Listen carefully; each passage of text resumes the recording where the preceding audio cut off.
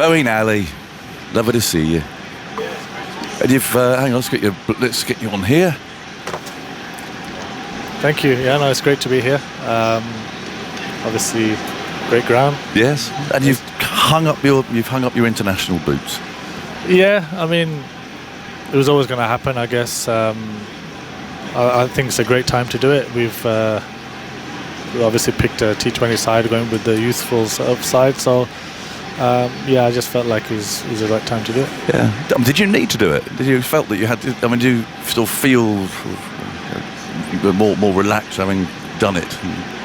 No, I mean, I feel in terms of playing, I'd still be fine, etc. It's just that I felt like I'm not going to get picked now, and I can just move away from obviously international cricket and T20s. Obviously, it's the only format I was playing at the time, and yes, it's just a good time to finish. I think it's great that we've got so many good young players coming through, and hopefully you watch them. And I've played with a lot of them as well, so it just felt like, okay, now's the time. Yeah. Had you thought about it for a while, or did it just kind of? Yeah, I was umming and ahhing. I think it depended if I got picked with the series in Australia, against Australia. But deep down, I've always been quite realistic about things, and I felt like it's the direction the team needs to go is youthful and just for the future. Obviously, there's a World Cup coming up in 2 years' time, and Champions Trophy around the corner as well. And I just thought, okay, it's better to just almost get away from that now and just go and play some franchise cricket, etc. Yeah, and that's the plan, is it? Now you've got a fairly clear. Yeah. I mean, I love playing. I love playing cricket. I love playing T20 cricket in particular. And I'm 37, and realistically, I'm not going to play too much longer. And hey, a bit of T20, you're going to be knocking around for a few years. Yeah. Well, you never know. I mean, you kind of take it as it comes. But you're right. I think with T20 cricket now, you can play and prolong your career longer and stuff. So, yeah, I'm looking forward to that now. Yeah. But it wasn't all about T20. Gosh, I love watching you bat in Test matches. No, Test was by far the best format. It was it? Yeah, 100%. It's the best format.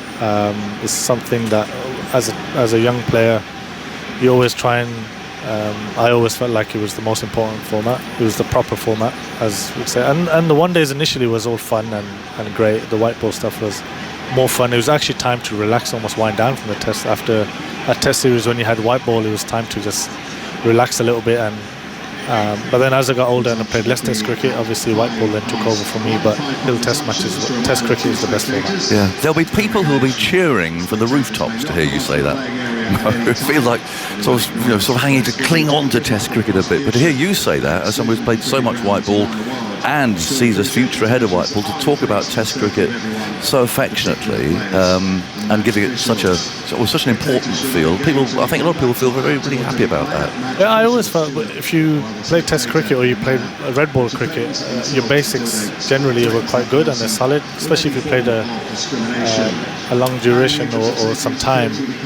And when you have those basics and stuff, then white ball actually becomes a little bit easier in terms of you know what to fall back on, etc. when you're probably not playing well or whatever it is.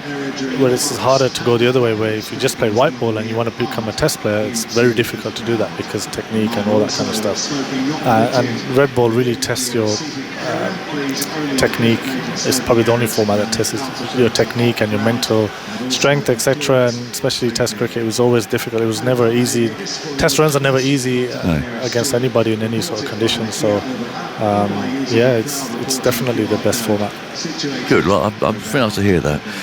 5 centuries in Test cricket. Have you had any standouts? I mean, that terrific innings against Sri Lanka at Headingley, unfortunately in a losing cause, but I think that for me was my best one because I felt like at that time I was playing well and I just came to the side. It was my second game, and that's probably the only time. No, there was a couple of times, but that was where I felt like an actual proper batter, a proper innings. Really? Yeah, because I was batting number 6 at that time as well. So, it is something that's quite. It's probably the one thing that I'm really proud of, the Test hundreds, because Test hundreds are not easy. I got 2 in India, which is a challenge, and so I know I've not scored the Test hundreds like a lot of the obviously top players do, but I think 5. I think my first 30 games or something. That's when I got my only 5 Test hundreds, and I'm pretty proud about that. Yeah. And happiest memories of being, I don't know, on the road? You spend a long time away, don't you? I mean, what would you look back on your Test career to start with particular satisfaction, do you think? I think just that I did the grind of Test cricket, of touring and being away from home for ages. Find that difficult? Very difficult, yeah. Because especially when I first got picked, my son was just born, and it was a very busy schedule for the next 3 years. And I was playing all formats, and I didn't hardly spend much time with him, and I missed a lot of his first 3 years. Could you make it up now? Have you made it up? You sort of put some extra hours in? Yeah, no, I'm throwing a lot of balls. Good. Yeah, and now I spend a lot more time with him now. And my daughter then was born 5 years later, and I managed to not do what I did with my son, and just being away from family and parents getting older, and you see it every time, and you don't spend much time because the summer you're busy, and in the winter you're really busy as well. So it's been, I think the grind of Test cricket it's been great to be part of. It's been difficult. You have up and downs in your career, and especially someone like me who's quite inconsistent as a player. There was a lot of downs, but I really enjoyed it. I mean, I managed to work out how to deal with it eventually, and it was really enjoyable.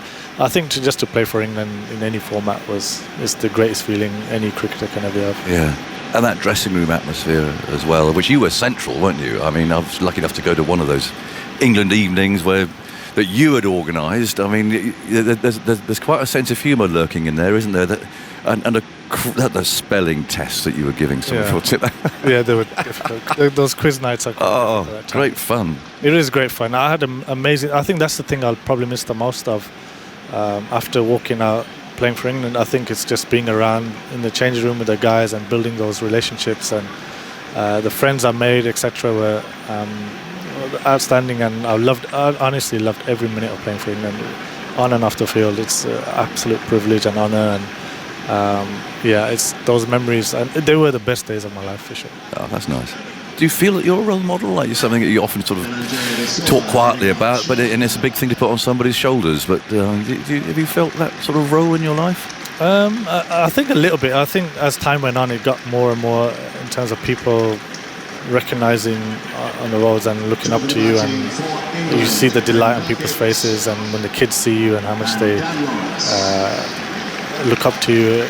And I mean, I just played, to be honest with you. I just played cricket. I tried to be the best version of myself as a cricketer and as a person, and I think a lot of people took inspiration from that. It's one of those things where I didn't think too much about it. I just did what I do and play cricket, try and be nice, and that's it. Yeah. I mean, you went up and down the order. You've come back when you didn't perhaps want to at times, and Alistair Cook describes you as the most selfless cricketer, he said. And that's a nice thing to say about a real team man, actually. Yeah, I mean, I think if I was giving advice to anybody or any sort of player, as an all-rounder in particular, I would say whatever the team needs from you is the most important thing, and you try and fulfill that no matter what. Even though you're probably not happy with it, or it goes against a bit like what Darren Lawrence is doing here, where the team needs him to open and he's opening, and it's probably not natural to him, but it's an opportunity. For me, I always saw it as a way to get into England's side, whether it was batting 7, 8, 9, 10, whatever it was, to being the only spinner, the third spinner. It didn't really matter as long as I'm playing and I'm there and enjoying my cricket. Well, you've given us all a huge amount of pleasure, Mo, and long may you continue out there in the franchise world. But good luck to you, and thanks for all the pleasure you've brought us. Thank you. Thanks for dropping in today. Top man Moeen Ali, who's announced his international retirement today.